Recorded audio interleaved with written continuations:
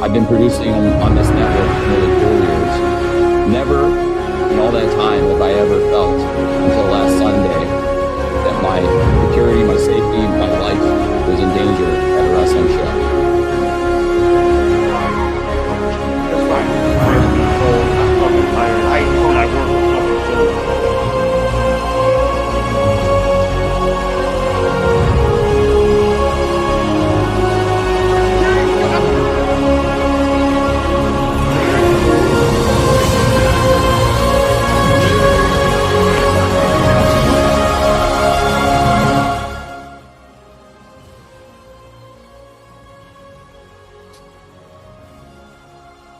Hello, everyone, and welcome to the HMG 2025 End of Year Award Show. I am your host, Jimmy T, and my co-host to my right, he is the pundit of the people, the heart and soul of HMG, Ray Hernandez. Happy New Year to you, man, and welcome to the HMG End of Year Award Show. What's going on? Happy New Year to all of you folks here. I know this was an award show, and I couldn't decide what tie to wear, so I wore them both. And I'm excited to be here with you, Jimmy, and of course our co-host. Oh, I have to do this? If you want, you can go for it. I thought you Ladies were. and gentlemen, he is not the fake one. He is the real RBV, Richard Bronson Vickery.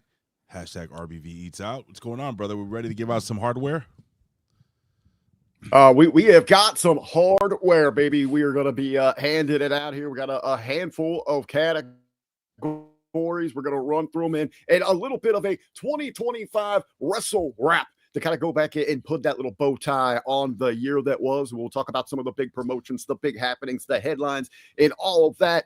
But we intentionally, though, we looked at what everyone else was doing award show wise, so we want to try to be a little different. So we might have some categories out there that you're not going to see anywhere else, a little exclusive to the HMG. But of course, Jimmy, thank you for joining us here, brother. Big Ray, I've been on you for a couple of days about this. Like, we had to make this work. We had to have you be a part of it. Me and you haven't done a show, especially where we can sit back and have a lot of fun like this in a while, brother. So I am looking forward to it. Gentlemen, here in the States, it is January 1st, 2026. We're ready to get going into a new year. But Jimmy T, I got to ask you, it's the second down there. You've already had a couple days to let this sink in. But, get like Christmas. We got the traditional Christmas that you think of, dreaming of a white Christmas. The tinsel, all that Santa Claus. Man, it's summertime down there. You guys are barbecuing. How was your New Year, man? What are you guys doing with the family? Just chilling, man. Just everybody just chilling. I don't do big New Year's anymore, man. I used to go down to the city and watch all the fireworks and whatnot. But now you wouldn't even catch me anywhere near downtown, man, with the amount of traffic and just the people everywhere. I'd rather stay, back at home. So I just had an easy one, man. Just chilling with the family and just saw a few friends, and that's about it, man. But other than that, our Christmas was actually very rainy, believe it or not. This time it rained. A wet Christmas. There we go. Christmas. Big Ray, hey, he's down there complaining about. You're down there complaining about crowds. Big Ray, you know about crowds in New Year's up there in New York City. Probably the biggest New Year's party that there is. Bro, January 2nd really is the best day in New York City because that's the day where all you freaking jabronis leave our city. It's also, man, so many people visit this city. It sucks so bad, and I hate it. It's literally from October all the way until because they come here for the big Halloween thing in downtown Manhattan and they just stay, and I hate it. And by the way, folks, I'm gonna be straight up with you. New Year's was nice yesterday. We stayed in just like Jimmy did. We stayed in. It was me, my wife, her cousin, the kids, and we just had a little thing. But I have a cold and I still feel like shit. And I ended up passing out. Like I let them just hang out, and after a couple of glasses of wine, dude, I didn't drink much. I just passed out, bro, like around 1:30 a.m. And my wife was like, honey, I gotta make the bed. So I slept in, and I'm just tired. But I'm excited to be here. It did take a little coaxing, from Richard Bronson Vickery to push me to be on here. but I am here. I am queer, and I will not disappear. So let's do this. Absolutely, gentlemen. Hey, we're going to have a lot of fun, Ray. We are glad that you're here. And I wasn't talking about Times Square being packed with all those people. I was talking about all those Puerto Ricans you had in your apartment. That's what I was talking about.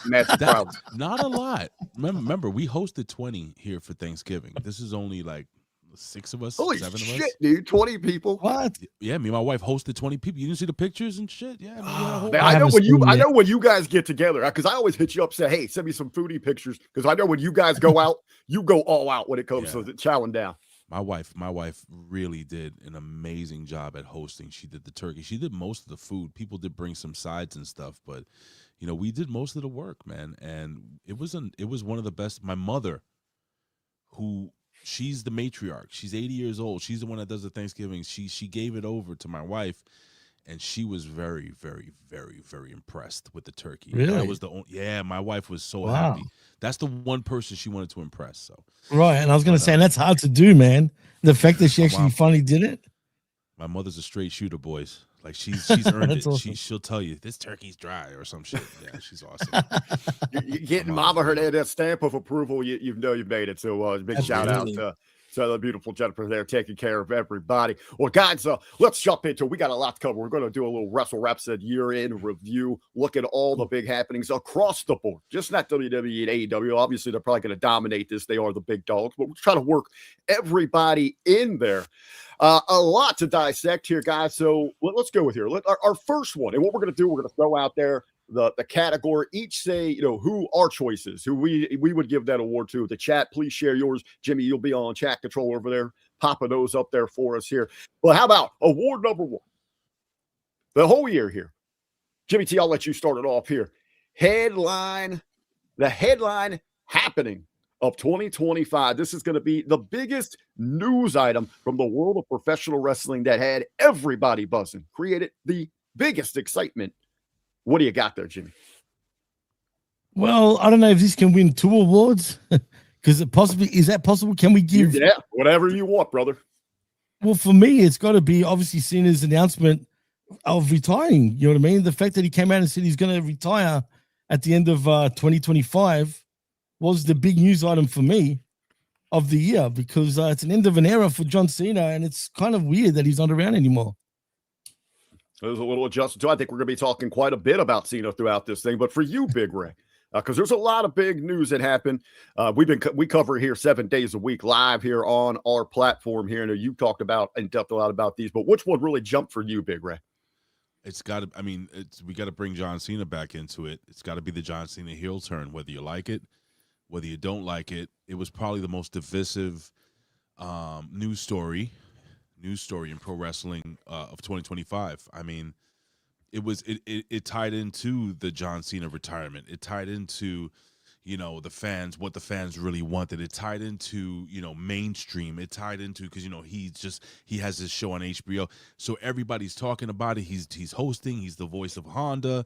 He's the peanut guy, the peanut elephant voice guy. He's a little bit of everything. I think the whole world was talking about it. ESPN said it. Sports Illustrated said it. It was a big deal, dude. So, and I apologize if I sound a little congested, but John Cena, man, turning heel, whether you like it or not, I think was the biggest story in any wrestling organization anywhere in quite some time. I was going to say the same thing, right? But I thought I'll wait because I'm going to say it again. But you're right. It is really the biggest news item of the year for sure. Absolutely, gentlemen. I'm going to agree with you on this one. And I really like how Ray laid it out there. Not necessarily the retirement.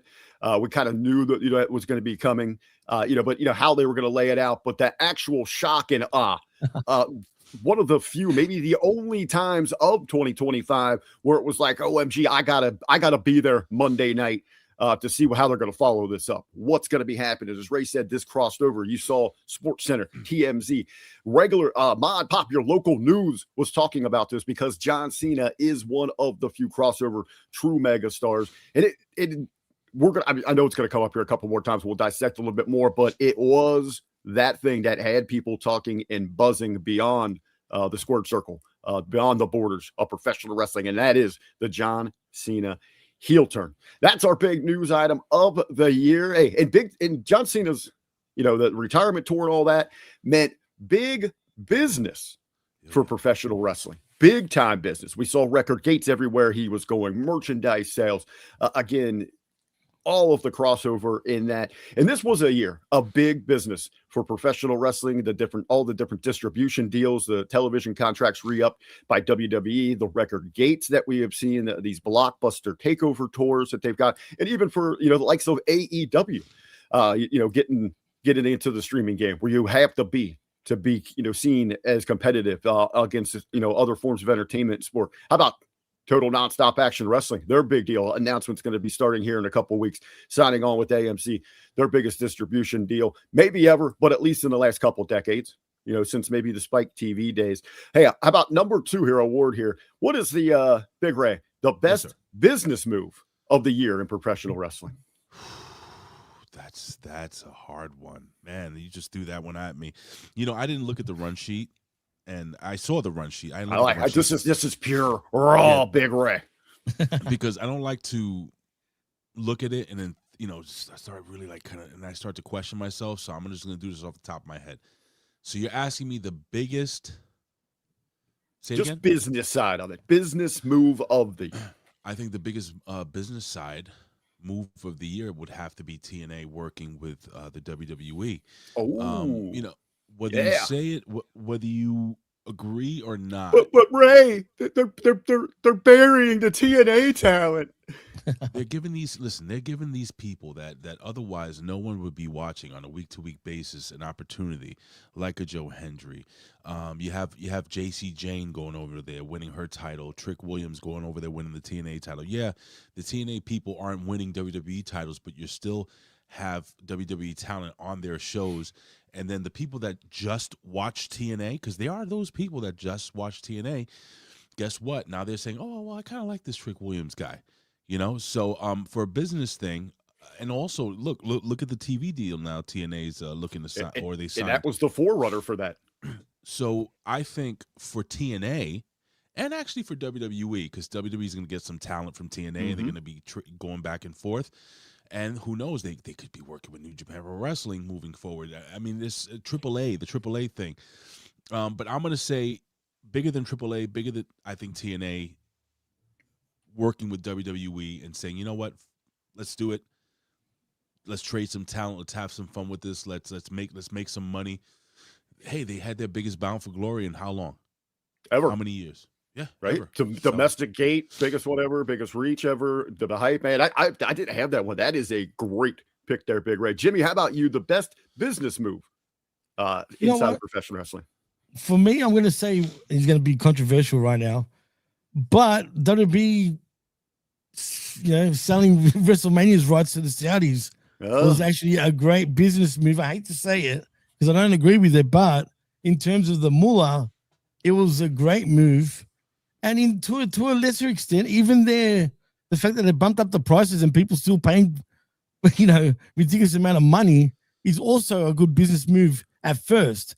Will it continue? I don't know. But for now, I'm going to have to say the Saudi WrestleMania deal is the biggest and best business move that WWE have done this year. That's a good one, brother. And we're talking about with the Cena stuff just a moment ago, that crossover and getting people, for better or worse, excited. We were getting emotions. A lot of it was rage. Just it was rage. It was definitely rage. But what a moneymaker for them, and eventually going to lead to that $20 billion sale, which was going to be a headline we're going to be talking maybe in 2026 in 1 year when we sit down to do this, be talking about. Hey, for me though, gentlemen, stealing my thunder over there in the chat, Mr. Dan the Man. But I think it is that WWE signing a distribution deal with ESPN. Now, I know there's been a lot of conflicting reports here. Is ESPN satisfied so far? How is their growth? But I really think for the WWE business model, where they're going and their selling point, they are selling the spectacle. They are selling these to these metropolises around the globe that come in for like these takeover festivals. And now when you associate yourself in the world of sport and entertainment with the worldwide leader, those 4 big letters, ESPN, that takes you to another level. That shows a lot of legitimacy that we regularly haven't received inside of the carny world of professional wrestling. Now we're on the level of the NFL, the MLB, NBA, all of that, the college leagues, all that. And that's a great perception and a selling point. Go ahead, Jimmy. After you, Jimmy. I wanted to say, how can we not also mention the Netflix deal is also one of the best things of the year, because we forget because it started in January of 2025. I think that's a lot nicer for you internationally because you have everything true. bundled That's together. true. You're right. Where over here we have to still have what, Ray, like 5 or 6 outlets to watch. That's ridiculous. You know, let me just add though that what you just said actually adds on to the great business move for TNA, because now TNA they also get some publicity from ESPN because they have their talents, you know, going over wrestling. They have Joe Hendrys, they have, you know, whomever. What's this kid, Slater? Mm-hmm. They're wrestling on WWE TV on ESPN. You know what I'm saying? So I don't disagree with you. I think WWE signing with ESPN is enormous.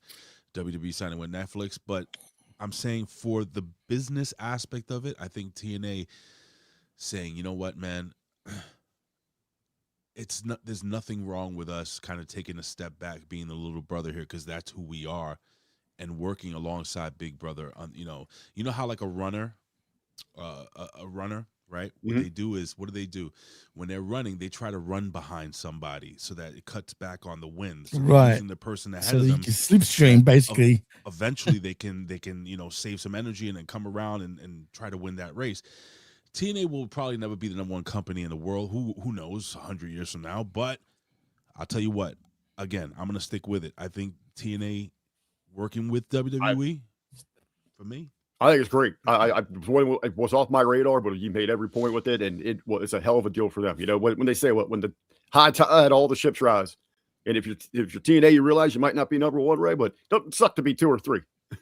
I think Liz brings up a great point, by the way. She says, I don't think TNA would have moved to AMC if it hadn't been for the WWE partnership. Well, you got to realize, too, and remember this, you know, the head dude over there at TNA, and everybody was like, oh, my God, how did they get rid of with Canadian dude? You know, everyone was up in arms, and they bring in an outsider. Well, the guy that's running TNA right now, he's one of them super sharks, just like Khan. Those guys are all in the same circles. They're in that same mafia. Silva or something like that? Silva, yeah. The guy with the hat, baseball hat, yeah. They're all in that circle. They're all super shark agents. So they know how to get big business done. That's the difference. They're all from the same backgrounds, the agency business, man. Which is they're all burying bodies. That's what they're doing there. So when we talk business of professional wrestling, again, record gates, everybody is doing great in that sense. You know, we got distribution deals for across the board there that we haven't seen before, even for AEW, with HBO Max. AEW record gates in some, their own sense. They're the great stadium show in Texas was a good outing for him. And that's when we talk about the success of pro wrestling in 2025, we go to those numbers. Now, obviously with that, we can counter that with weekly programming being down and the different strategies, which does bring up a question I wanted to conversate with you guys. And as we look at the year, Ray, I'll go with you on this one because we think, oh, look at the gate. Look at all these numbers that they're doing. Is professional wrestling, is it really over? Is it over in the form of the popularity? It is like the greatest time to be in professional wrestling. Do you believe that's true, or is it an exaggeration? Man, was it a facade? I mean, we and Ray and all of us the same time, but Ray and I closer in age and living here in relatively the same region. Growing up WWF, WWE fans. I mean, we've lived through the rock and wrestling together up here, the Attitude Era and all that. It's hard to compare against those eras. That's the thing. People look at the Attitude Era as the biggest boom in professional wrestling history. But it wasn't. It wasn't, I don't think. I think the Golden Era with Hulk Hogan and Junkyard Dog and rock and wrestling, baby, and Bobby Heenan and Big John Studd, the Iron Sheik, MTV. Another thing, let me just throw this out there. MTV just died this year as well. Yeah. Crazy, man. I forgot. 44 years, Jimmy. How did we not talk about it, man? I forgot all about it, but you're so right. Completely MTV going away. They're just getting rid of their music.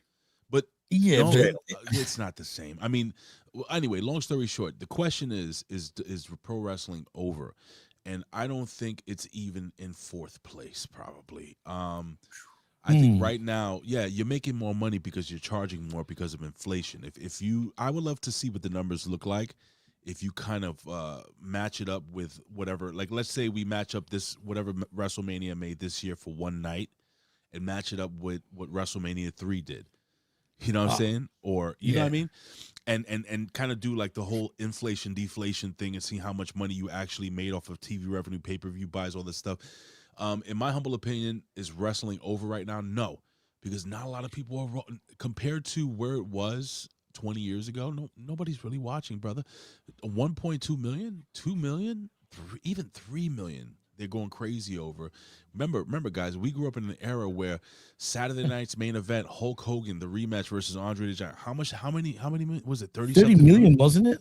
30 million people tuned in to see Andre the Giant, defend his title. Could you fathom if that happened for an event today? 30 million, man. That's a crazy Super Bowl. Numbers. That's a Super Bowl. So is pro wrestling over now? Nah, not even close. I think this is a niche right now. We're in a stage of growth. I think eventually the roller coaster will go back up. I don't know if we're going to be around on this earth to see it ever be as big as it was.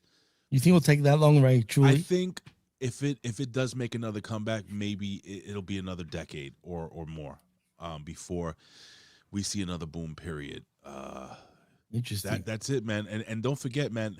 And I'm one of those guys that think that the ruthless aggression era was even bigger and better than the Attitude Era. In my humble opinion, better wrestlers. That'd be an interesting debate to have with you, because that ruthless aggression kind of turned me off a little bit to the mainstream. Right, because it was the beginning of the downturn from that point on. I went back to the indies there. But Jimmy, do you want to piggyback add on to Ray's thoughts there about is wrestling at a high point right now? I'm glad you said that, because it's funny how do we do it via, because look, obviously the US is the biggest market for pro wrestling, period. It is what it is. It's always going to be that way. So I guess, everyone will always measure the measuring stick is always the US, right? But when you look at social media, though, I don't think there's been a time where, look how many millions they get on YouTube, for example. They're getting a lot of views there. It might not be, I know, but it's still money, though. They're still making money, Rick. I get that, but not everyone's got cable television anymore, but which is also sort of a half lie, because then you look at the NFL, like you've brought up a lot of the times, actually, Rick, and the numbers they still get, and even some TV shows, there's still people that have cable television that are watching. Maybe not the same way traditionally, traditional cable, but like you guys use the internet. I even use the internet for cable now. So things are measured a little differently in terms of money and in terms of social media. You could say it is a boom period because it's the most they're making ever. But like you said, Ray, inflation and all that, that makes a big difference. So it depends who you ask. Internationally, I think it's really booming, though.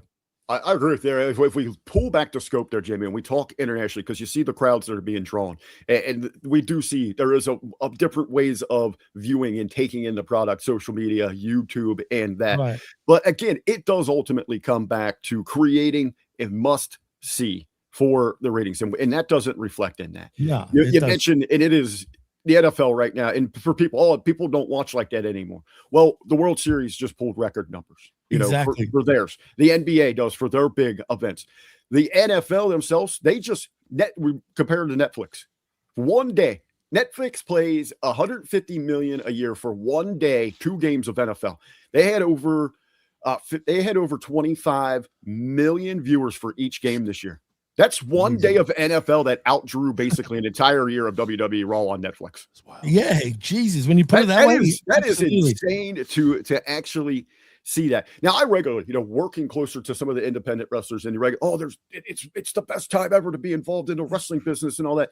Is it really? Because while WWE is at the top, regularly breaking records, we see other, TNA's doing it as well. AEW, that's at the very top. I would argue that, again, as society, mainly in America here, but everyone kind of mirrors us, spectacles are over. And that's what they're selling. Big time entertainment, big events. Or you'd see the weekly draws, the television numbers being up there. And wrestling's not over across the board, because you still go to an indie show and they think it's awesome if they wrestle in front of 150 people. That's not the case. Can I jump in and say something? I would argue that the early 2000s, right? I'm talking about 2000 to 2008, may have been the greatest time in professional wrestling history. 2008? Explain to you why. 2000 to 2008. WCW was still at its tail end, but it was still the major company. Absolutely. TNA was coming off. Now I'm talking about between 2000 and 2008, 2009, or 2010, let's just say. TNA had its biggest run with Kurt Angle and Christian Cage and all these guys, right? Absolutely. You had Ring of Honor, Samoa Joe. You had New Japan, Samoa Joe and Austin Aries, but you had New Japan Pro Wrestling with the Wrestle Kingdoms. Come on, guys, think about it. Like, think about what we're watching. We had the WWE with the tail end Ruthless Aggression, John Cena's. WWE goes public. They go more global. Public. That was in '99. They went public, by the way, and 2000 was their biggest year. But John Cena became a thing. He became the face of professional wrestling within that time period. So if you look at that time period between 2000 and 2000, I would say 2008-ish. Again, ROH, TNA, New Japan Pro Wrestling, all the indies that were making money. Remember, what is it called? Gorilla. Oh yeah, Wrestling Gorilla, Gorilla, Wrestling Gorilla. All those smaller companies that were making money, bro. That was the boom period. That was the legit boom period. I remember in the odds. I remember in the odds going to local indie shows here in Southern Ohio where they were drawing 500 people. Yeah. And it was wild. It was one of the best times, man. That's where I took my love for wrestling back then, because I wasn't into the Ruthless Aggression. And I think, Ray, when bringing up that rounded thing, man, you make some good points there. It just wasn't my flavor at the top there. Sure. But and by the way, go ahead. It was the beginning of PG era, by the way, too. That's where the turn really started. That's where they started making a lot more money with their advertising. Well, that's true too. Sure. But the Attitude Era, we do remember it so fondly. We loved it. It was a great period. That was a time when they were whooping everyone's ass. Sure. WWE was beating the NFL, the NBA. Everybody was looking up. How do we get these wrestling numbers? But remember, it only lasted 2 or 3 years. Right. And 3 years. We're talking about is pro wrestling over. Yeah, I WWE. know what you're saying. Oh, yeah. So what I'm saying is that if you look at any wrestling from 2000, 2010, that era, again, TNA was really over. ROH was incredibly over. WWE still over. WCW dying, but it had its fans. You had all these major organizations. The indies were over. Like, that's when CM Punk was starting to make his run in the indies. And right. So Summer of Punk and all that. Yeah, dude, listen. This, what's happening now, in my opinion, not over. My opinion. Well, let's stay on the we'll go with Ova. We'll stay on that carpet there, on that red carpet there. Jimmy T, since Ray's taking an exit there, he's going to pass it on to you to get this one going. I got an idea. I got a feeling that we might be talking about Mr. John Cena here as well. But what is the most Ova moment of the year, a.k.a. pop of the year for you, Jimmy T?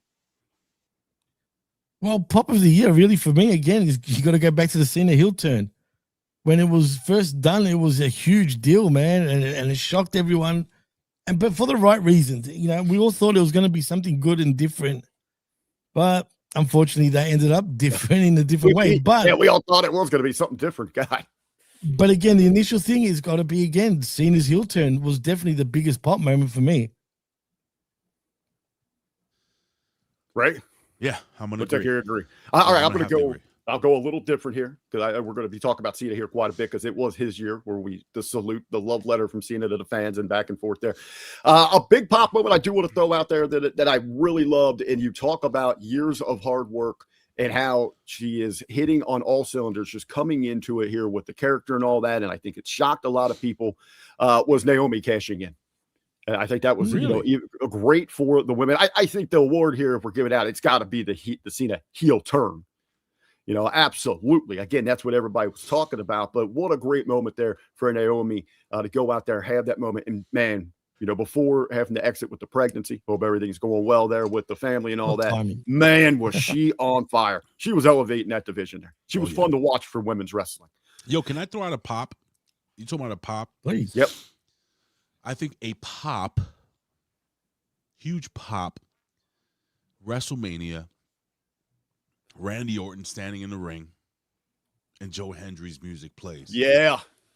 People went. Oh, that was. I was just talking about pure pop. People went bananas. If you want to talk about pure pop, okay, then I can agree with you on that. Yeah, sure. Because that's even one of those moments, even though there was huge hints, we pretty much see it coming.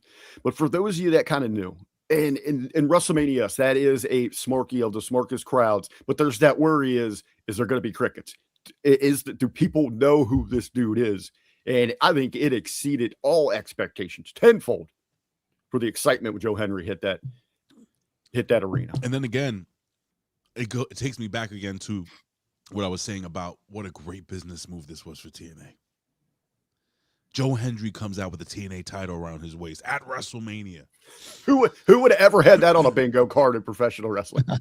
I do wish it would have happened years prior, but still, man. I mean, for me, you know, you have to. I don't know if you guys know this, but when I started doing this stuff for Bill Apter, I started with TNA.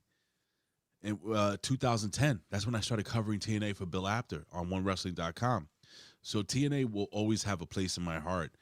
And to see that, I'll let you go real quick, Rick, but to see that, man, that moment, whether Joe Hendry ever gets over or not in the WWE, which he may not, one day maybe the Intercontinental Champion, I don't think ever world champion, but for me, as a wrestling fan, somebody who loves TNA, who watched it from the very beginning, when Ron Killings was the NWA champion, Ken Shamrock won the first title, I saw all of it.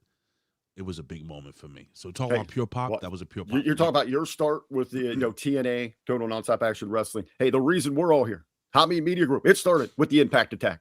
With Big Ray and Ben Hamin. That was our first program. That was the program before we were the Hamin Media Group. Can I reiterate? We had a guy we were working with, the guy that was running that channel. I'm not gonna name his name. I know you told me. Let's just call him Rick Hausman. he told me and Ben, I never forget this, on a conference call. He goes, nobody's gonna give a shit about the broken universe. What? And me and Ben looked at each other like, we're gonna cover the broken universe. We're gonna cover TNA. And look how big that became. First of all, if it wasn't for that, okay, TNA at the time was sort of on its last legs, dude. Yeah. If there was a low period for TNA or Impact Wrestling at the time, it was that point until Hardy literally became the broken universe. And then it took off again for a little bit. There was all the talk about Hardy this, Hardy that. So, yeah, you're spot on. My favorite Dick House man moment was when the girl left a letter on his door. It said, "Do not." I'm bringing up. Let's move on. All right, let's go. No. Hey, that's not for us here. Hey, that was a WTF moment, and that just happens to be our next award here. What is Ray? We'll go with you here. What was the moment in professional wrestling? How did they get that wrong? You broke up to me. I didn't hear you even ask the question, so please repeat it. All right. This is the WTF. How did they get that wrong of the year? Oh my God, dude. I wish I would have looked at the list beforehand now. What is this? Is pretty much like throwing something at a dartboard, Ray. They've done a lot of things wrong this year. Oh, they have. I already know which one it is for me. I've already got my answer. Jimmy, you want to go? We'll let Ray. No, I'll go. Okay. I'll go. The Wyatt Six. Oh, that's a good one. Man, I think coming off the death of the great Bray Wyatt, where Vince McMahon I don't get it. I'm sure he said that back there. I think this could have been a huge moneymaker if it was done correctly. I don't believe Bo Dallas's I believe Bo Dallas knew what his brother really wanted to do with this gimmick. And I believe if he was given the full reins to kind of take this thing to another level, it would have been enormous. I think it would have been really big. And I look at this now and it's like, what the fuck? Where are these guys? Are these guys even on TV anymore, really? I think it was a big swing and miss. It's a huge what the fuck moment. I mean, you took one of the most beloved characters in Bray Wyatt, who passed away well before his time. You give us his brother, who he originally was supposed to be part as Uncle Howdy, and another guy. I know I'm only talking to one person, but Karrion Kross too. Oh yes, definitely. Like, what the fuck? Like, I'll even put Karrion Kross over them when people were going. I'll use the term again, banana for Karrion Kross, cutting promos backstage.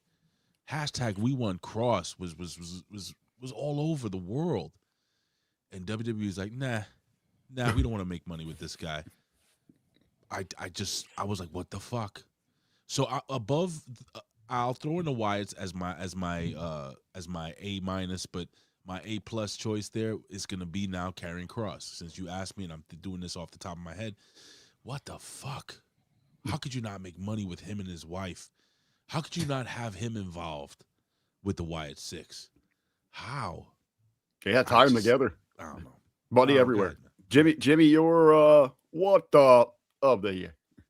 Again, they're all great choices, though, and you can go with all sorts. And I got to give possibly this could have been the one too. Also, that one right there is also a big one. But even the Death Rider story, like Professor said, attempted murder to gleeful cheering is just a big no-no. But again, I'm going to have to say Cena, though. Cena turning heel and just going nowhere with it. It's the biggest thing. The Wyatt thing, I agree with you, Ray, but the thing to me with that, I feel like they're not talented enough compared to Bray Wyatt. That's the thing, man. I just think they don't know how to pull. Maybe Bo Dallas can. The rest of them are all trash. She says, Liz says, if you listen to any of Cross's interviews, he and Bray had talked about working together. That's true. Oh. That is a fact. That would have been great. There could have been some magic there with some crossover. That would have been great to see those two even actually, their minds be able to hook up and come up with those two guys were so genius, man. But that's what used to frustrate Vince McMahon also, though, by the way, guys. I think would have been truly great, though, if those two, if you could have Bray and Cross together, but not in the WWE. Let them go out and do something on their own on the indies. In what way, though? Okay, in the indies and shit. Yeah, where they can create their own, where they can jump promotions. I mean, that could have rivaled, as Ray was talking earlier about how great the Broken Universe was. Those two together could have done something to rival that. Jumping for promotion to promotion. Was going to be part of it, and so was the other guys that are in TNA right now. You know, the guys that click, they wear the white stuff. With Elijah, that Elijah was part of it. Yeah. And one other guy and the other guy. I know you. Anyway, them two were supposed, and Cross, we're gonna be part of the new Wyatt family, possibly. If you watch Cross's documentary, you see them three talking about Bray and all that and what was gonna happen. And the other two guys were signed with WWE, but once Bray passed away, they just didn't do nothing with him and just let him go quietly. The woulda, coulda, shoulda, what could have been there would have been magnificent with them. My WTF of the year, we're going to step away from the majors. Mine is this is not good for professional wrestling. How are these idiots allowing this to happen? And this is Raja Jackson going into business for himself and knocking out old Psycho Stu. Not a good look at all. What the? Hey, and I thought, I immediately thought Ben and I got to talk about that. We're the first ones to talk about it. And we thought, man, this is the end of the ID program. You had to go out there. You can't monitor all these idiots out there to expose us to Carney side, how scumbag a lot of these indie promotions are on that. Not a good look for professional wrestling when you've got these top companies trying to mingle with the NFLs, the Stephanie VPN. How about that? That's a good one. That's a great one. That was a funny one. She's like, fuck. Thank you, Zane, the righteous. VPN. Zane said it, the righteous, by the way. That's who I was talking about. Thank you, Zane.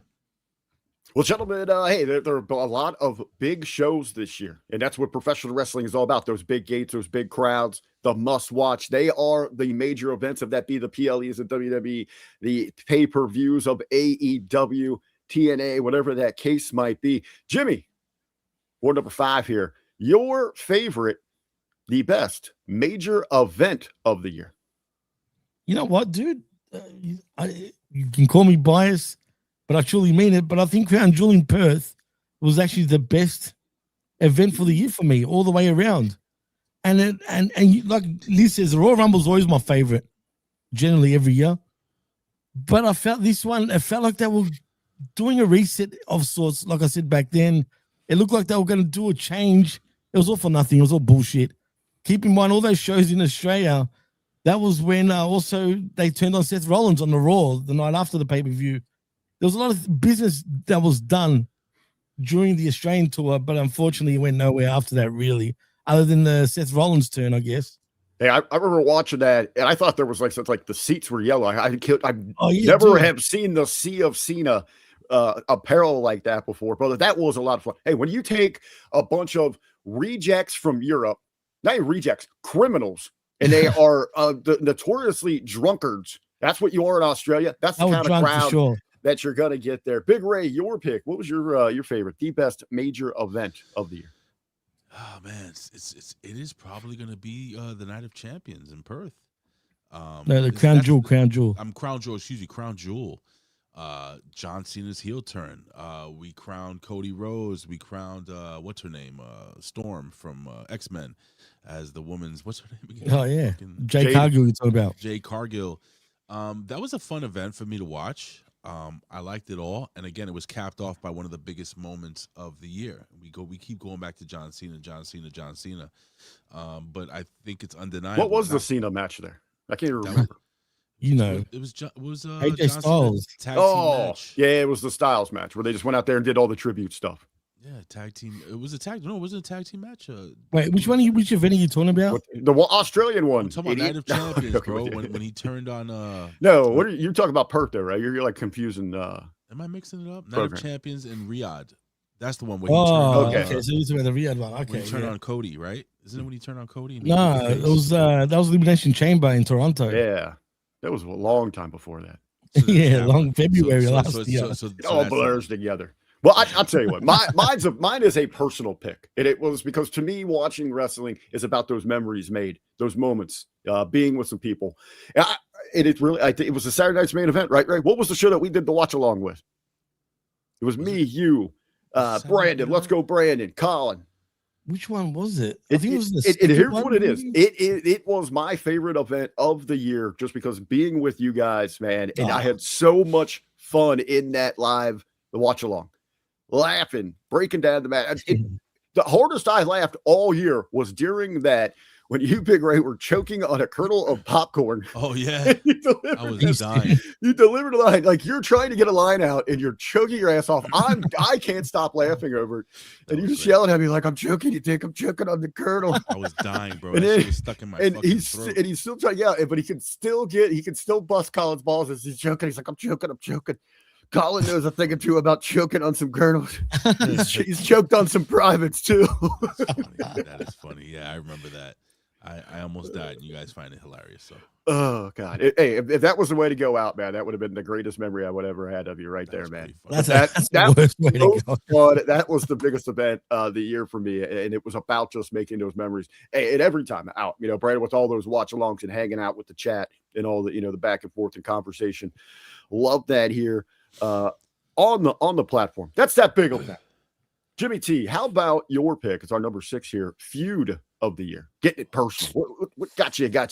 Oh, salivate. I'll sink your teeth into more of this. These guys and girls just beat each other up.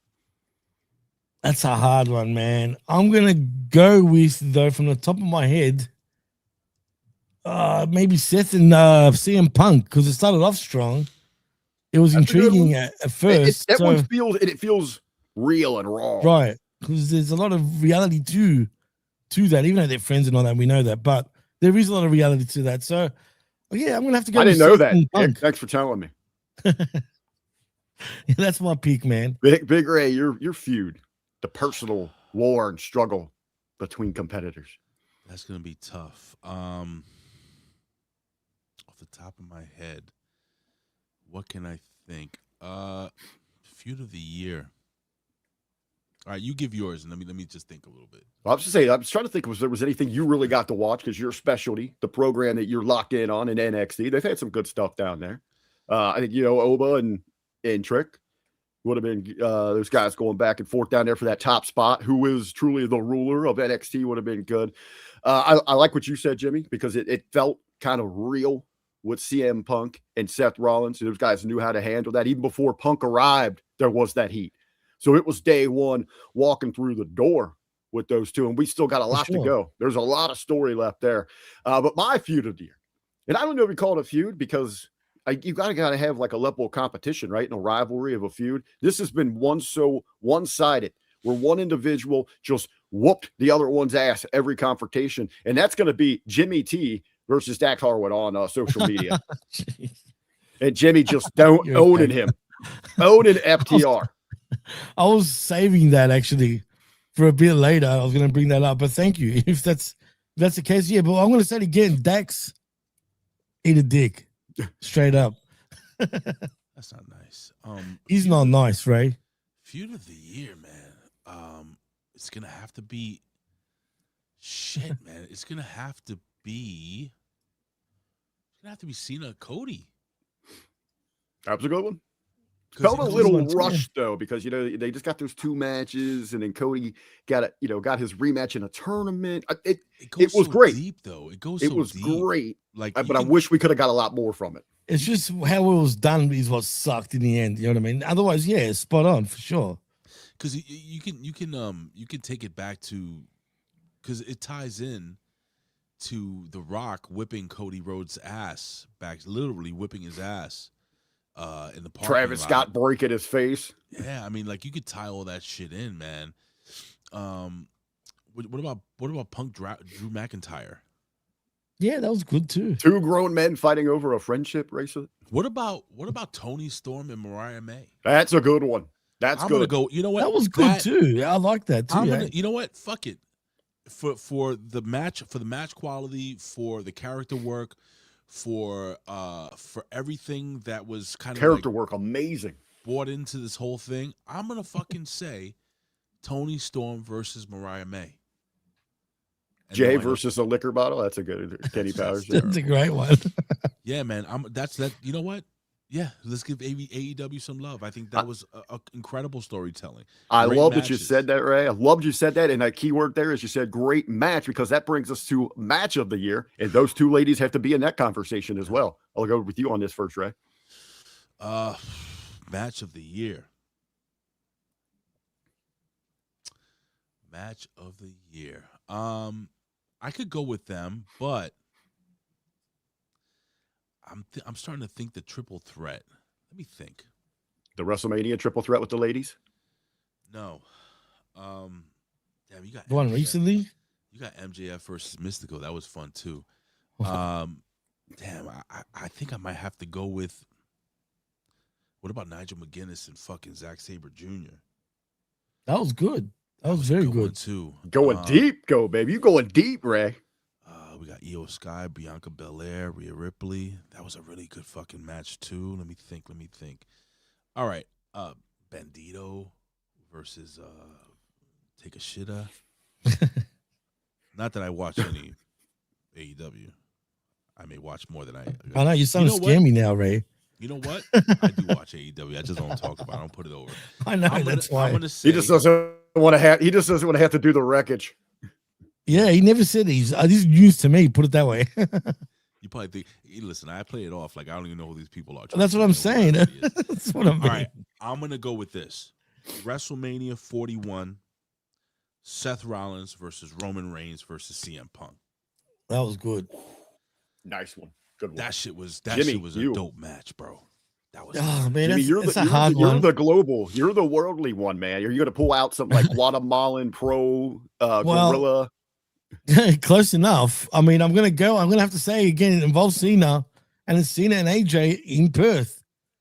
The love letter to the fans. You know what I mean? I mean, it's hard to go past that because that match was something else. Which one? Cena Gunther was good too. No. The Cena versus AJ Styles. Oh, Cena versus AJ Styles. Oh, that was so good. That has to be the match of the year. You know what's funny? I'm gonna stick with the triple threat, but that's a close second, bro. When they were going back and forth, exchanging each other's finishers or doing other people's finishers, that was a good fun match. The love letter to the fans. Yes, all right, that was good. But I'm gonna have to say it, man. It's hard to go past that one. I just had a huge argument with somebody yesterday, another local promoter, who obviously I don't see eye to eye with here. Great guy. I do like him, friend of mine, and all that. But we were talking about that match, and he said, it was arguably one of Cena's greatest matches. It's match of the year. And I laughed it off because to me, while yes, it was fun, I'm not getting rid of it. And it was what it was. It was a love letter to the fans, all the tributes and that, everybody having fun, the commentary, the fans and everything. But it was so super indie to go out there and do all that kind of stuff. But my major issue with that is, it didn't have. There was, again, with everything what Cena felt so rushed because we knew he wanted more dates and the price gouging and the greed was like, no, we can hit top dollar with just hitting 36 of these things. So we didn't get to fully let things play out to get those real emotions there. And this is one of them. Those guys went out there and had a lot of fun inside their match, but it shows with the pop and everybody talking about it that indie wrestlers now think that they have to go out there and do that every match to get over. to get themselves ahead. That's my pullback from it. My match of the year, man, this is a tough one. And I gave her a shout out earlier. I loved the Naomi cash-in when she made it a triple threat. You start off with Io and Ripley, and I love their personal feud this year. You know, it isn't like heated, like I hate you, but it's a great rivalry competition. You know, up the one-ups, but Rhea can't beat her. And who can go out there and outperform the other in the ring? They're still great friends, as we see as they're a tag team and all. But yeah, to see Naomi cash in there and change the dynamic of that. It was almost like 3 matches. You had the in-ring that was so great. Then they take it to the floor to say, we got to go to the next level. I want this match this bad, this much. And then Naomi crashes the party, that great moment, and she leaves as the champion. That's a hell of a match. I think I got to give the nod to Cody and Cena, SummerSlam Night 2 main event. Yeah, man. After all the BS with the Cena heel turn and how terrible that went from The Rock, no showing. Travis Scott debacle, you know, not really developing the heel character and all that, the potential we were excited for, that major letdown. How bad we thought they were ripping us. Remember Jimmy talking about on Back Attack? Like, that can't be real. Cena just saying, you know what? I got my ass kicked last week. I'm a good guy again. But that was ridiculous. I know, but it was so bad. But the fans wanted Cena as a baby face. They wanted to cheer him. We didn't care. We just wanted. If there was a saving grace, it was that. If that, right? Yeah, and him and Cody went out there and delivered. It was the John Cena that everybody wanted. They wanted on this tour to say, we love you, John. Thank you. We want to enjoy this ride with you. Those two went out there and absolutely delivered. That was something truly for the fans. Now, Jimmy T. And they were under pressure, too, to deliver that match after all that debacle, too, right? They delivered. Let's stick on the topic of fans here. And I got a feeling you might be putting over your countrymen here one more time. The best fans of the year. We can do region, city, wherever wrestling travels to. Jimmy T, who you got here? That's a good one. You got your criminal drunks down there? Are you back in your team again? That was embarrassing that night, though, to be fair. And I said that. So I'm not going to have them as they were booing the United States national anthem. Not just that. But remember, after the show where they were all chanting, fuck off Saudi Arabia and shit like that, fuck Saudi Arabia, they were getting all political. It was getting real cringy. And as fun as it sounds, because, you know, someone's got to say it, it was cringe at the time. So I'm not going to say that. I want to say Chicago, man, and New York. It's between them two cities. Right. It's hard to even separate them. Big Ray, I mean, your pick. Chicago, I'm going to stick with, man. Are you going with your homers? I'm always going to go with New York. I think we're the best fans in the world. But this year, though. This year. I was going to go with Perth. I thought Perth really. I know it was all. They did bring it. They did bring it though. That's true. But they overkilled it though. I know, but I don't mind that, man. Especially so do I. But I'm gonna let Ray rip on us, but I agree with him. I think he's gonna hit the same points. I embrace that, Ray. I love that passion that they had. I don't mind, especially going after the Saudi stuff. I know that was ballsy to do that, but yeah. I really don't mind it, man. Shit, man. Yeah, I'm gonna go with Perth, Australia, man. Paris brought it too, by the way, for sure. Cold blooded. Where was AEW's double or nothing this year? Texas, was that the big stadium show down there? Yes. That was a great crowd. That's a good one. Crowd was amazing as well. It's very close, but they had to sit there for 7 hours, and they stayed up for that whole thing. That was a damn good show. Heck, the Brisbane crowd too for Grand Slam Australia was a great crowd too. Actually, that was Paige Osprey, right? The double or nothing? It was Paige and Mox. It wasn't Osprey? No, he was supposed to be. The thing is, we're saying that he should have been the champion that time, but they didn't go with they did the payoff with the lone cowboy versus the Rough Rider. I'm gonna go with the fans of the year, man. I'm giving it to my Aussies. You know how much I love the Australian people. So I'm gonna go with them, man. Now, if it was 2024, I would have definitely given it to Puerto Rico. 100%. I was just thinking that they're getting one back. They're going back there in 2026 backlash again. Yeah, looking forward to it. Hey, Jimmy T, real quick, as we're talking about fans, your thoughts, your comparisons. Who's the better of them? Maybe just some bullet points between them. WWE fans versus AEW fans. Straight up, I'm going to say WWE fans are way better because the thing is, you can criticize WWE and they won't really give you shit about it. You criticize AEW, oh boy, it's like you criticize their mother. You know what I mean? How dare you say that? You don't even watch the product. What do you know? How can you say that? It's my opinion. I'm not giving shit to AEW because it's in, if you know what I mean. You know what I'm saying? The Sickos, that's how baby. I truly feel. Jimmy T's and Raging the Sickos. Big Ray, your thoughts on the tribalism? You talking about the best fans? Which either one, or maybe you got some just talking points, some advice you'd like to share with either side. I'm gonna tell you something.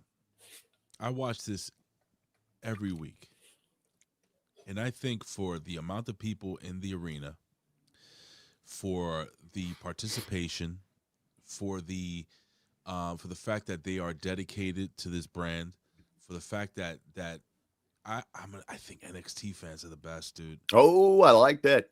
I like that. I think, and you'll see a good crop of the same people show up every single week. You know, you got the New York Mets guy that's in the audience. You have like this is dude with a beard that's always sitting in the corner. Like, I see certain fans that are always there, but I think, you know, they have their chance. They have this one guy that'll call something out, and the other fans will jump in, and they have so much fun watching it. It kind of reminds me of the old Asylum days in TNA. Almost. I kind of get that feel from that crowd.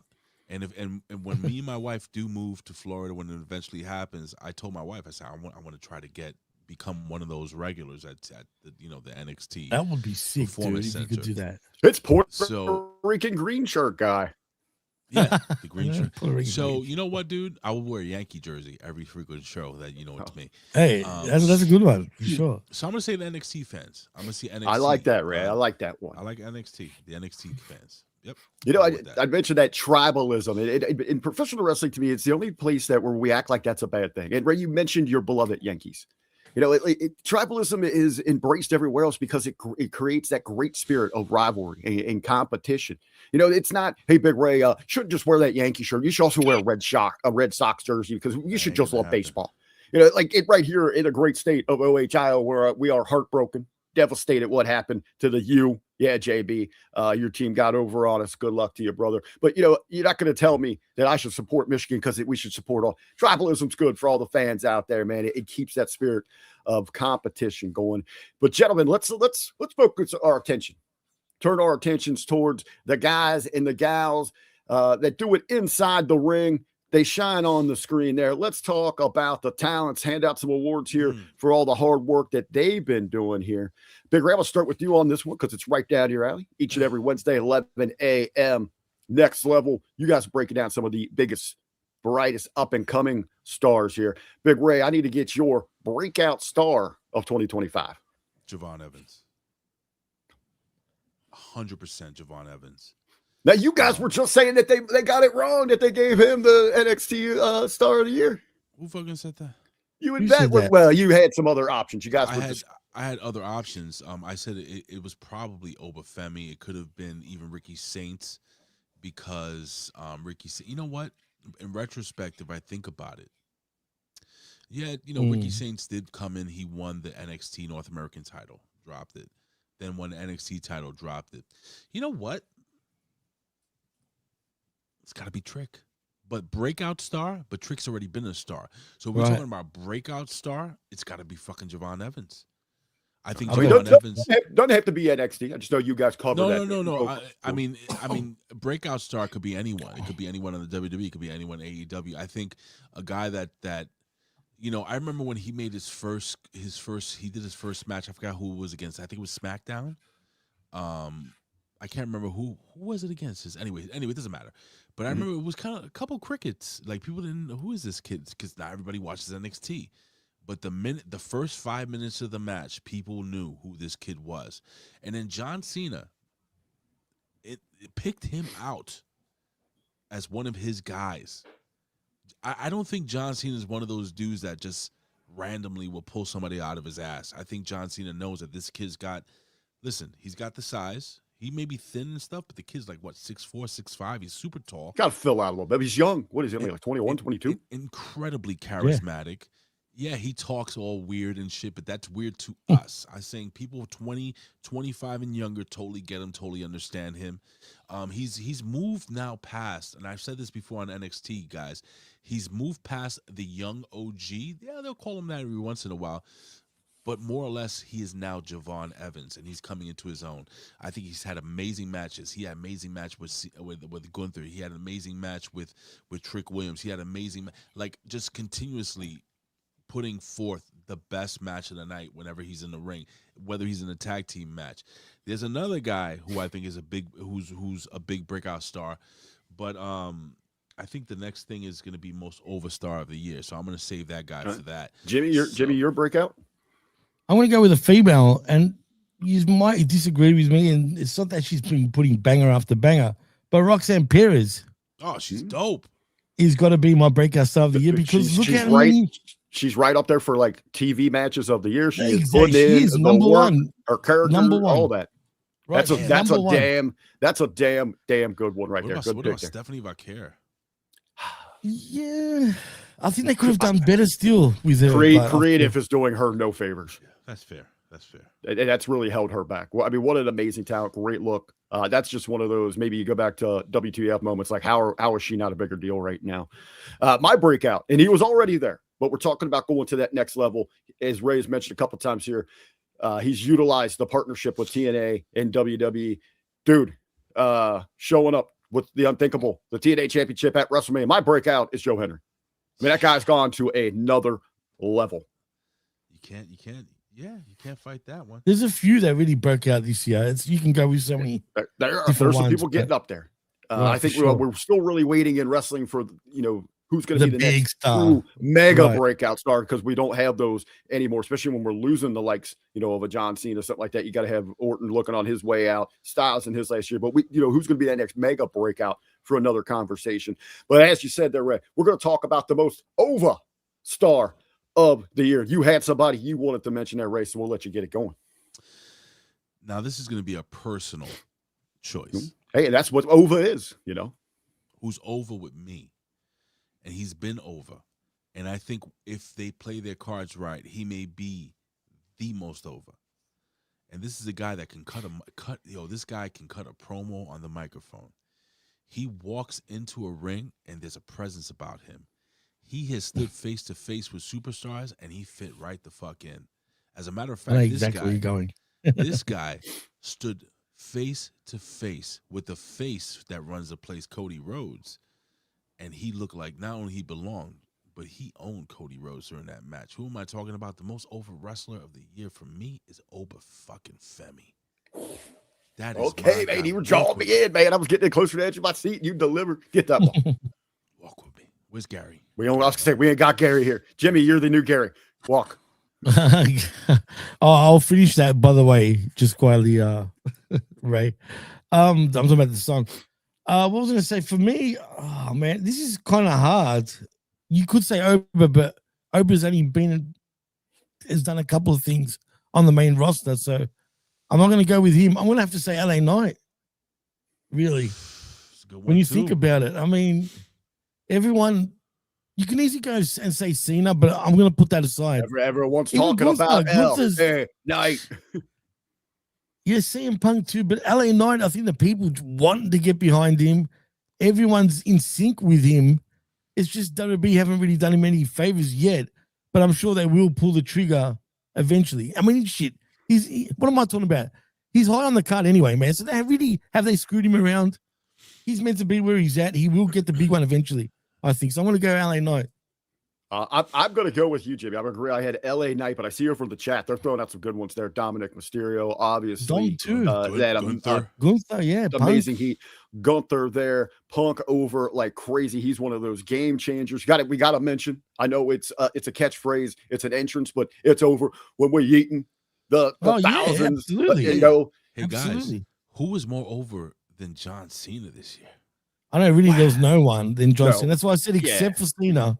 You even look at even during the heel, and even that's even more reason and evidence how bad of an idea that was, because people just wanted to celebrate with Cena this year. They just wanted to have a good time. And you look at the merch, still how it went, and the ticket prices, people just to get that opportunity to see him one last time. But Jimmy, I'm going with LA Knight with you as well. The guy worked the most television matches. He is a workhorse. He's putting it in. He gets it with the character. Obviously, he emulates the Rock, so cool. Yeah, that's what you do. Emulate success. Make it your own. and the people still love him. I know, Jimmy, you've been worried about he needs the breakthrough moment. Is he losing too much? But that almost the people rally behind him.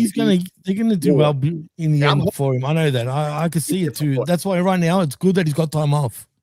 I saw over the chat somebody mentioned Kalani Jordan, one of the best females there. We talk about some others here, but it does. It brings. I'm not talking about her being over. I'm using a little transition here, as we're going to talk about here. You know, we are in. It is a body business. It is about your looks, gentlemen.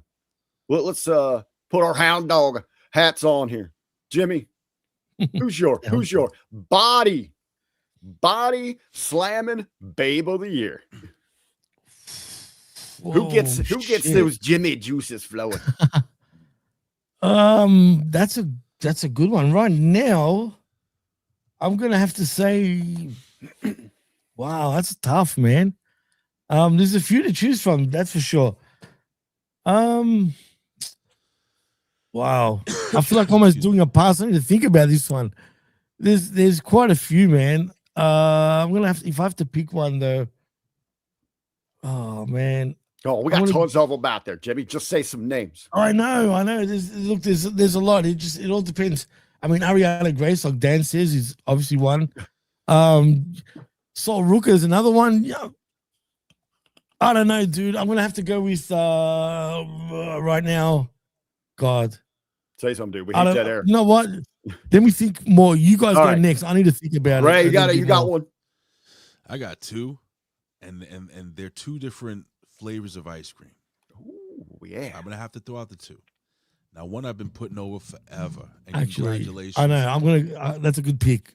Congratulations to her and her engagement this year. But I think Lash Legend is an alpha female.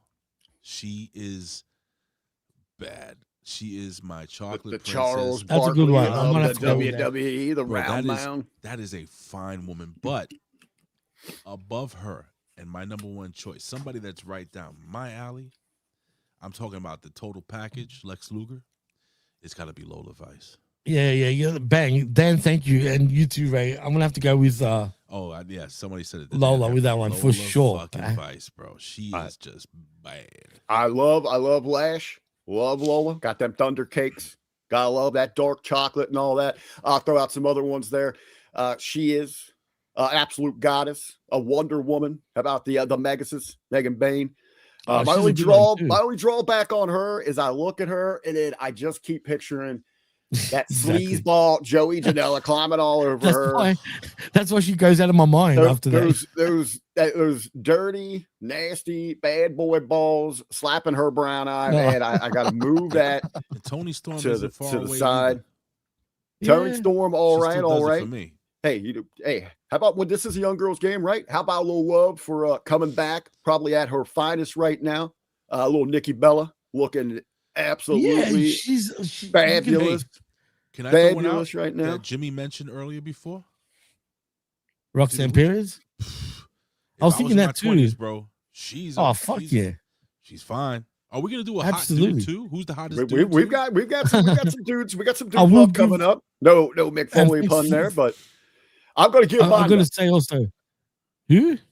Who? You got? Oh yeah. How about that? Sorry. I was gonna say Mina Shirakawa is a special pick too, because she's right up there for me as well. You know who gets my motor rev here, and it's to me because I'm a little more worldly, guys, and I'm just not superficial. Shar, she's over in the other room right now. She can't hear me, so I'm going to put over because I absolutely love the work she's doing, and she is absolutely gorgeous. She steals the show whenever she's on. Her guys are drawn to her, cameras drawn to her, and she ain't got to do any moves. It ain't about bumping in the ring. How about this Jackie Redmond?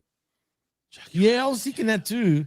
I was going to say that too. She's right up there for some reason as well. You could actually, can we include her?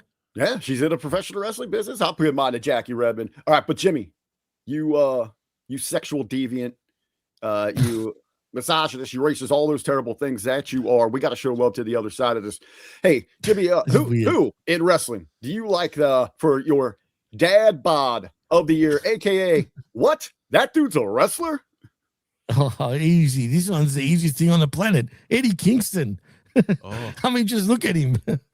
Can you not say that Eddie Kingston's that guy? there's no other pick other than Eddie Kingston in pro wrestling in 2025. I love Eddie Kingston. I'm going with him mainly because and he's relatable. He's that average guy, you know, you can relate to him. Oh. He's out there kicking it. You go to any beer league softball park across this country, across North America, and there's a drunken brawl out there, and you start peeling people away to find out who's at the bottom and start at it. 10 out of 10 times, that guy looks like Eddie Kingston. You go to any ghetto across this country of ours, a gas station, and there's a guy leaned up next to a car outside with every girl, fine looking girl that goes in and out saying, "Hey, baby doll, what you doing?" 10 out of 10 times, that guy looks like Eddie Kingston. He is our dad, my dad bod. Ray, you got any besides Kingston there?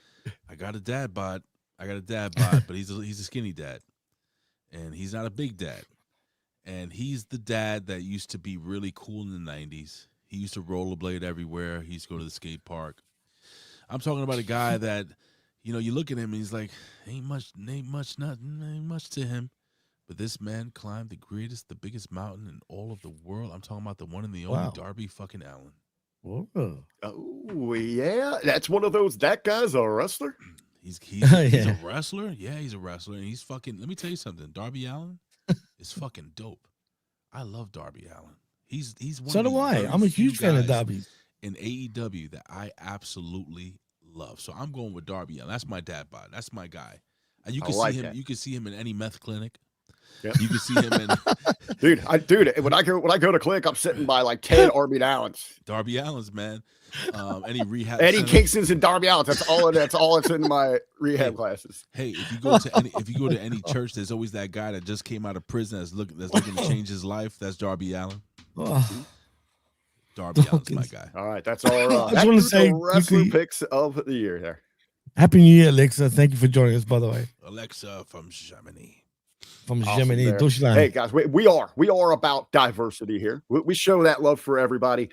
Jimmy T, who do you believe this past year was the most LGBTQ friendly professional wrestling star of the year? Break, Colin. Oh, you know what? CM Punk. We'll call this the Colin Award. The Colin, it should be called the Colin Award.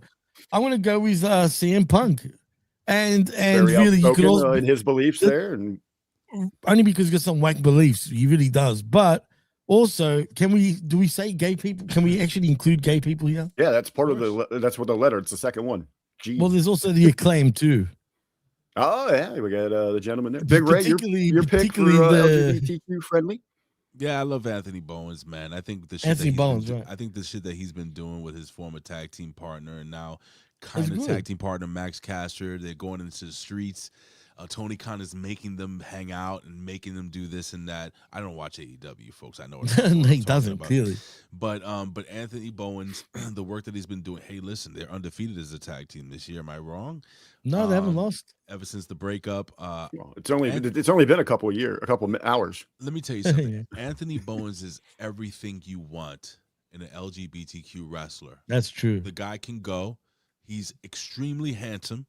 He's extremely charismatic, and he's down to do whatever the fuck you need him to do to get himself over. So right, and he doesn't get offended over fucking shit. I think that's the biggest thing that Ray, that they're missing out, maybe across the board in AEW, is that PR, and that's a great representative, to reach a new audience. Anthony Bowens is everything that Darren Young could have been. Yes, but his character's not gay, Ray. Well, that's an excuse they Bowens is way better than Darren Young, I think. But here's the thing. Anthony Bowens, so with him and Max Caster, I don't know if you watch what they're doing, like especially on social media, where they walked through New York City and they were doing shit and they were like acting like assholes and like the videos are the best, man. Like when they say something nice about each other, he's like, Anthony Bowens is really a giving person. Yeah, when he's giving head or something. Like the shit that they say to each other but they do. They fuck and they make the gay jokes and they do. That's what's funny about it, right? And this is the thing I love about Anthony Bowens. Yeah, he's gay. It doesn't fucking define who he is. Anthony Bowens isn't a gay wrestler. Anthony Bowens is a fucking professional wrestler who's gay. That's Big right. fucking difference. I love Big Anthony difference. Bowens. Incredible star. I hope that young man gets to be on the WWE roster one day. I gotta pee soon, guys. I might have to break away for 30 seconds. Is that cool? Yeah, go. We do man. that. Kill a little time here. I'll be right back. I got a pee. Go drain that vein. Big Ray's gonna be back with us. But I think when it comes down to being the LGBTQ friendly, there, not necessarily you have to be in that community or live that lifestyle. It's about a representation, and maybe it's just someone that they can. Those types of fans, those individuals can rally behind. That has maybe an image. I'm gonna go with Kyle Fletcher. That's a good pick. He kind of dresses over the top. He's very elaborate. A great look there, and what an incredible athlete. I mean, he's like a young Randy Orton there. He's got a big, beautiful bald head there. He's got the pink and all that, kind of the air, the flamboyance, if you will. Right. So I like Fletcher there. You know what? He was also another good pick to actually. You can make the argument he could have been the breakout star of the year too. I actually say that as one, which is a great pick also, and maybe you can make the argument that he could have been number one. So I'm putting him up there as a special.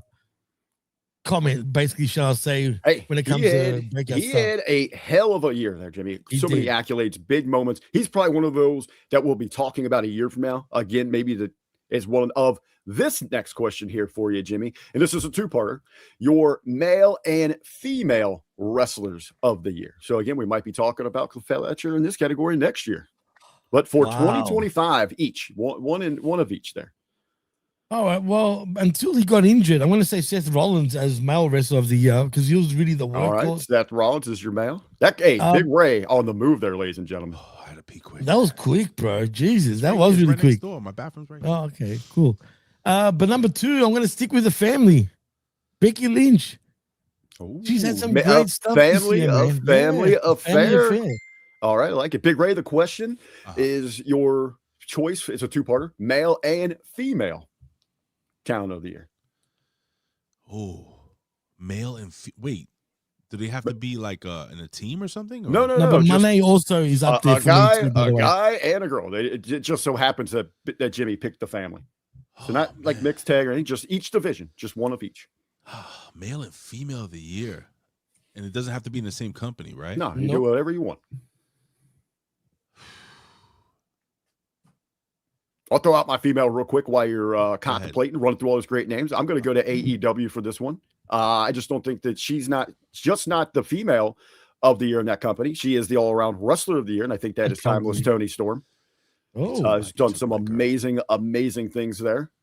So that is my female pick. My male pick would go on the other big company there, and I think you got to continue. I mean, the guy is carrying the workload there. He's been at the top of the card, the current champion, but he does all the great PR stuff. He carries himself like a true profession. We see him now. He's getting some movie stuff, some crossover and all. I'm going to go Cody Rhodes for 2025 male of the year. All right, I'm going to go with two dark horses in this one. And I'm going to say because of how important he's been to the WWE storyline, he's gotten a match with John Cena, a big match where he got a big win and a big loss. I'm going to say my male star of this year, of 2025, he's gone to another level. This is Dirty Dom. Nice. I think Dirty Dominic Mysterio has had an incredible year. Now he's injured. Yeah, he got injured, but I think that's going to propel him to have a huge mega champ, intercontinental champ, bro. That heat magnet. Do it, and soon to be world champion. Remember I said that. Don't be surprised if this year he does it or next year. I think Dominic Mysterio. Cody Rhodes is a no-brainer, but if you're going to go dark horse, it's him. You kind of took the words out of my mouth when it came to female of the year. Her impact, her bump card this year, everything that she's done character-wise. Listen, I don't care. Look, I love the WWE, and I love the talent in NXT, but I don't think there is a better female professional wrestler or sports entertainer right now than Toni Storm. I think she's the top. She's the best. There are some that are right behind her, but I think for what she's that complete package. She's a complete package. The only one I would counter her, and if she wasn't injured, I think she would have blown even Tony out of the water. And that's not an insult, Tony. There is Liv Morgan, because she's on another level right now. So if there wasn't the injury, funny, because I was gonna go with Dominic and Liv if it was like a pairing, But if we're just going separate, I'm going Dominic and Toni Storm, hands down. See, for me, Mercedes Moné was also one of my picks out of the number one. Number two. Yeah, we got it. Yeah. Well, hey, on a kayfabe resume, maybe that could be made there, but come on, Sure. she's not doing anything there. I mean, gentlemen, Jimmy, all due respect, she sucks, bro. She entertains me, man, but she's not. She didn't win it for me. well, That's like I said, Becky Lynch you and Tony Khan are the only two on the planet that apparently. But it is Jimmy's opinion, and Jimmy's opinion is valid, and it is his opinion. Jimmy, you matter to us. Yeah. Okay. Thank you, and so do you guys. But like I said Becky Lynch number 1, Mercedes a close number 2. We validate you, and we care about you. Thank you. Even though you're usually wrong, but you're okay with us. Hey, it's subjective, Rick. You know, one of the favorite conversations in all of professional wrestling, especially amongst the fans, is the creative conversation. And, you know, right now with even though Gates and numbers and all that skyrocketing, I think there was a general consensus across the board that creative's kind of down. Right? Would you agree with that, or are we too harsh on today's creative in wrestling? Nah, I think they've gone too basic. They're too scared to push the envelope. See, back in the day, it was all about, you know, doing things out of the box. I think, you know, as much as people hate it, the last cool thing to be really done out of the box was the Broken Universe, where they did something that, yeah, I know it's stupid and it's weird, and you got the whole Star Trek, you know, transporting from here to there, and then talking to George Washington, who apparently died and became a fucking horse, and all this crazy shit, and Vanguard 1, who's basically a drone with the spirit of someone in him. You got the Puerto Rican grandpa over there digging up graves and shit. Hey, what's his name again? Oh, what was his name? Senor Benjamin. Senor Benjamin. That's it. You have his gorgeous wife playing the fucking piano. You got the kids getting involved, getting kidnapped by the Decay. That was the last great creative, I think, in pro wrestling. And what did it do? Made money, got people talking, screen time, fucking got them back to the WWE for one of the biggest pops in WrestleMania history. Delete. But nowadays, everything is too safe, and I think they overdone it too, though, Ray. I think it's crap. It's crap. I think creative now is crap because I'm not saying this. I'm going to put my partner over the vet. I could sit down with the vet and listen to the vet, and the vet can come up with, in 5 minutes, better storytelling than any of these fucking jobbers can come up with in a whole year of planning. And that is a fucking fact. Hey, I love what you guys were talking about this past week on Next Level. Go listen to it. It's early on in the program, outside of the awesome sandwich talk, but the vet just laying out how with just the Americanas, how we can have all these new characters and all these different stories. And he comes on, and that's off top of said. You know, we get it in the locker rooms here with Ben, who has that background of the theater and can tell you why and how things should happen in the story and the plot devices. You're right, Ray. They're in a comfort zone, and they're afraid to invoke emotion and really connect with real life characters because everyone gets so offended. What did Eric Bischoff say? Have you read his book? Controversy creates cash. God damn. And guess what, folks? The same thing happens in politics. The same thing happens at work. The same thing happens in your family. Why do you think, you know, during Thanksgiving people argue like it's about controversy, it's about differing opinions, it's about thinking out of the box, it's about doing different things, trying different things. Do you think if WWE would have fucking gone out of business if they didn't change up and try some new shit back in the Attitude Era? Thanks. Man, I'm telling you, brother, I'm hoping for a renaissance. I'm praying for a renaissance because I may stop doing wrestling podcasts, but I will never stop watching wrestling. It will always be on my TV. So part of your life. It's part of our soul. All of us. Right. It always will be. If it hasn't left our lives now, it's never going to leave our lives. Well, Jimmy, as we all agree, most fans do out there, we are in a lull when it comes to creative, but we do got who is doing it the least wrong? Who is your pick for Booker of the Year for 2020? Can I just say none of them? The Booker of the Year is us. That's who the Bookers of the Year is. All right. Jimmy's giving it to the vet. Yeah, no, when I say us, I'm talking about HMG as a collective, right? Not just the three of us. I think we've come up with so much better shit, and then they just screw it up, man. And this year's been tough, not only on the WWE side of things, but also I think that's the AEW side of things. I mean, it's like it seems like they're leading that horse towards the water there quite a bit, and it's like, or how did you get that wrong? Or like, why didn't you what happened there? Like or we regularly talk about their creative is only hitting on like 30 or 40%. Big Ray, if you had to give out, say, you know what, at least you were doing it the best of the group this year. Man, I'm gonna get shit for this, and I'm gonna get shit for this from my own. You're gonna say Russo, aren't you? I'm not gonna be fucking Russo. Oh, I was gonna say. Even though I love what he's doing with Juggalo JCW Wrestling. Shout out to Vito, your boy. That's my guy. Absolutely. I love my boy. I love Vito. I don't think you guys understand the kind of the goodness. Just a downright, just amazing, good human being. Bro, just a fucking kayfabe, fellas. Come on. Kayfabe, right? And his wife. I love you, Noel.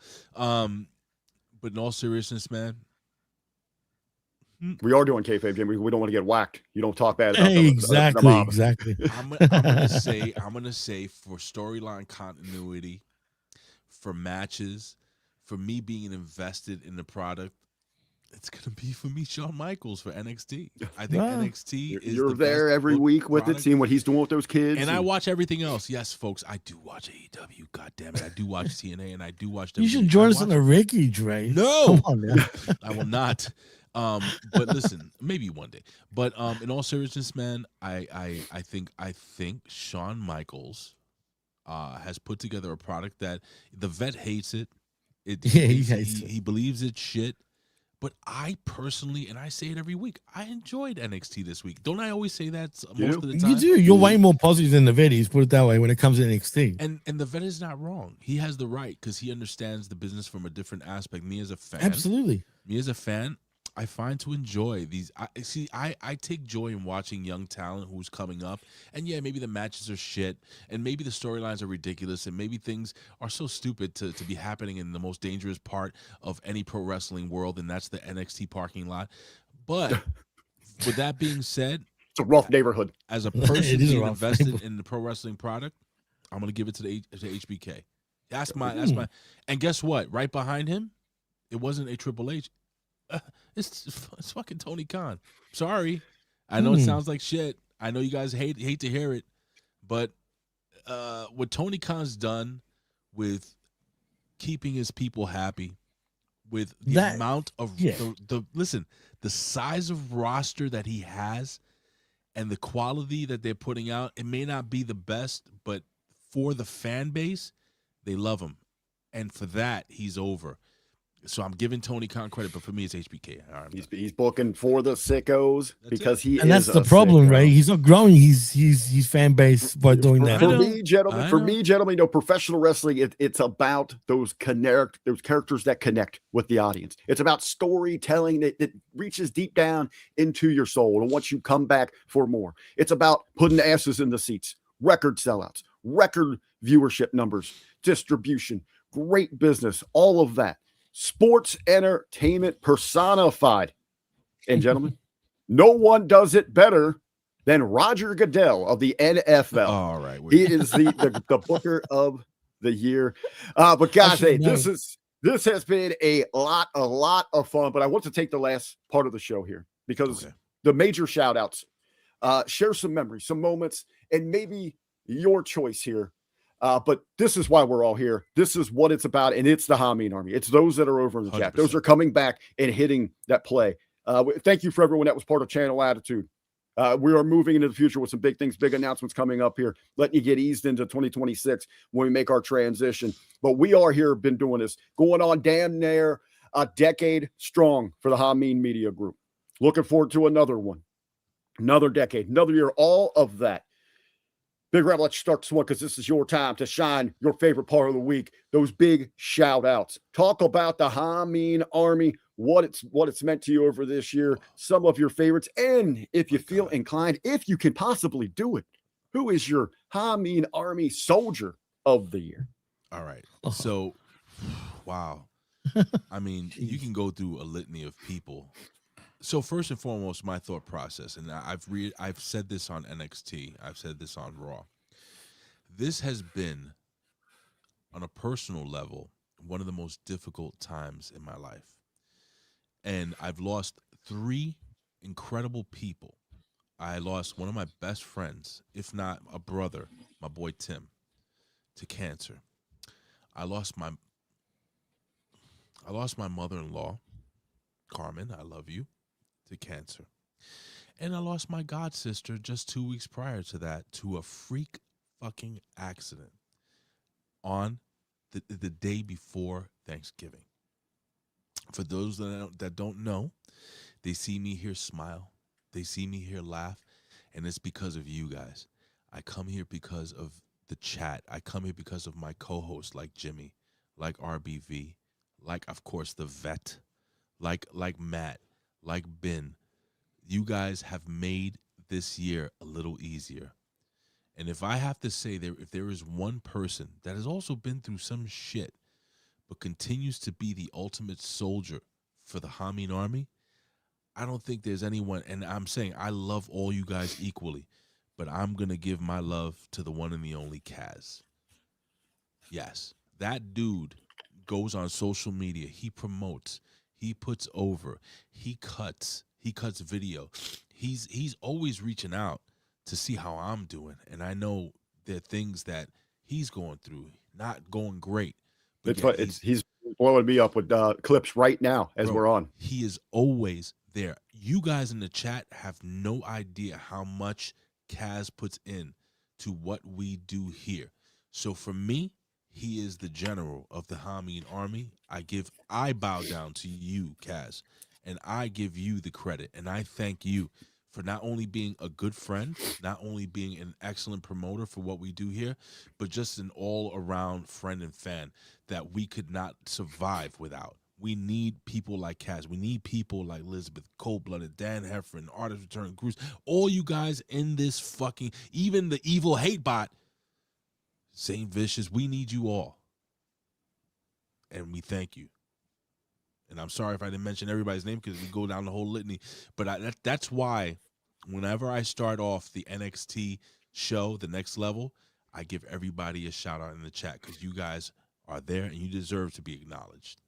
So absolutely, Jimmy, your year, express your gratefulness, gratitude towards these amazing, the Hamin army.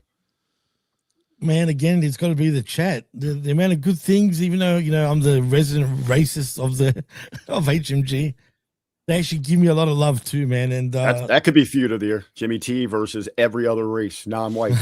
Excuse me, don't laugh, but yeah, no, and it's all in good fun, of course. And just it means the world when I get messages and whatnot of how much I do for them by doing the shows with you guys, and that always gets me, man. And it puts life into perspective. You know what I mean?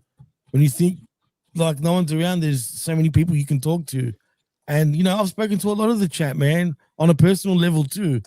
So for me, it's got to be the chat and all you guys at HMG, man. I mean, if I wasn't doing this stuff with you guys, yeah, I don't know, man. It's just, it makes me happy doing these shows week in, week out with you boys. And it means the world to me, man. So, yeah, it's got to be the HMG collective as a whole. Awesome, man. I do want to give a shout out to Ray. You guys mentioned so many names there. How about over there, Dan Heffron? Always, sharing a lot of stuff, content on social media, contributing some music. I use over on the 10 count as our open. Always there for us, man. Liz, anything. She's better than our Google. You need anything, she's on top of that stat wise. She is a legit queen of this HMG. She is our queen. Deadass. We talk about those moments, those stories. I think it was on a watch along with Let's Go Brandon, doing what he does 7 days a week. That's another dude, Brandon.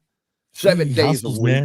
The vet, I mean, let's be real, guys. And look, Liz is telling us a story about her boob falling out. That was one of my entertainers of the year. And listen, we get on Jimmy's ass, but Jimmy, you are a pain in the ass to get a hold of at times, but you are very passionate and you're always here. We appreciate Thank you, man. I appreciate that. RBV, you guys are the best, man. That's why I'm saying I don't give a fuck if we get thousands of listeners or thousands of watchers. I don't give a shit.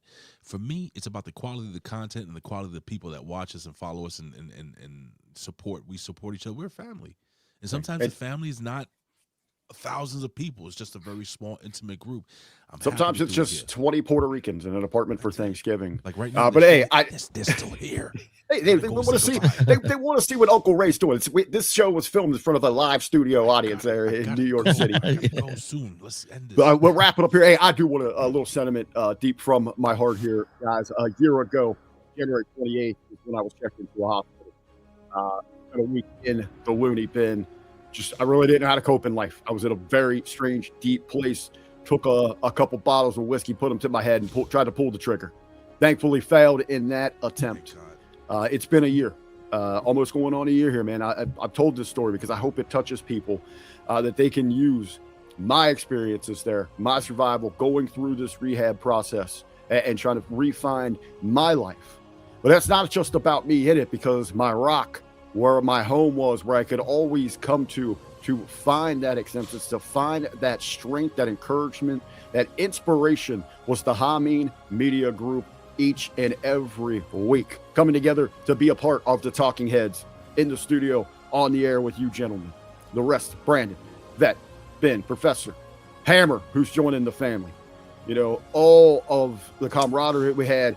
But I love our live stuff because it lets us get in touch with our audience, with the Army, to bring us together and, you know, reaching out through social media and all that. Truly, from the bottom of my heart, I would be here without the Hamin Army, the Hamin Media Group. So I thank everybody with that. What a 2025 it's been. We got a lot for 2026 coming up. Absolutely. Yeah, well, boys, I mean, that was the perfect way to actually end the show. But I was going to ask, throw up that X, man. Let's. Well, is there any? Do you want to get your socials out there, or do we just end it right here? They know where we're at. They know where we're at. That's true. And by the way, also look out for a Wrestle Kingdom review show actually coming out actually very soon. Once Wrestle Kingdom kicks off on the 4th. Wrestle Kingdom. That's right. It's going to be me, the vet. I hate all of you. We hate you too, bud. We hate you too, bud. But yes, it's going to be me, the vet, and of course, Jago is actually making a running Whoa! too. Whoa! Yeah, he's back. Yes, hey, pull the One curtain not back. only. Getting the march, returning to the Hamin Media Group platform this January. Me and Jargo riding again. So, you know, we haven't spoken about New Japan, and we felt like, you know what, we need an alternative to the normal wrestling we talk about. So we are going to do Wrestle Kingdom. So look out for that. Wrestle Kingdom. But other than that, you know where to find us and what shows we're on. So in saying that, I am Jimmy T. He's the pundit of the people, Big Ray Hernandez, and that is R to the B to the V. And you've been listening and watching the HMG end of year 2025 awards show with all of us. And I just want to say thank you to the whole chat. Merry Christmas, Happy New Year, and we'll see you soon. Till next time, peace. Let me give everybody a big yes, boy. Yeah. Oh, shuggy duggy quack quack. And we're out. See yous. Bye, guys.